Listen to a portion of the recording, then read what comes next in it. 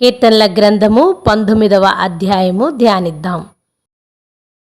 ఆకాశములు దేవుని మహిమను వివరించుచున్నవి, అంతరిక్షము ఆయన చేతి పనిని ప్రచురపరుచున్నది.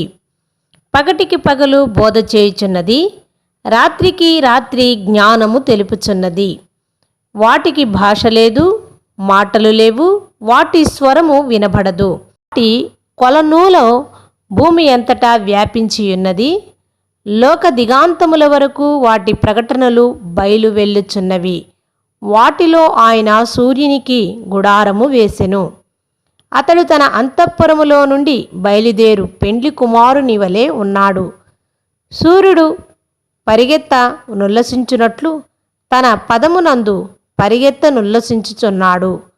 అతడు ఆకాశమున ఈ దిక్కు నుండి బయలుదేరి ఆ దిక్కు వరకు దాని చుట్టూ తిరిగి వచ్చుచున్నాడు. అతని వేడిమికి మరుగైనది ఏదీ లేదు. యెహోవా నియమించిన ధర్మశాస్త్రము యథార్థమైనది, అది ప్రాణమును తెప్పరిల్ల చేయును. యెహోవా శాసనము నమ్మదగినది, అది బుద్ధిహీనులకు జ్ఞానము పుట్టించును. యెహోవా ఉపదేశములు నిర్దోషమైనవి, అవి హృదయమును సంతోషపరచును. యెహోవా ఏర్పరిచిన ధర్మము నిర్మలమైనది, అది కన్నులకు వెలుగునిచ్చును. యెహోవా యందైన భయము పవిత్రమైనది, అది నిత్యము నిలుచును. యెహోవా న్యాయ విధులు సత్యమైనవి, అవి కేవలము న్యాయమైనవి. అవి బంగారము కంటెను, విస్తారమైన మేలిమి బంగారము కంటెను కోరదగినవి.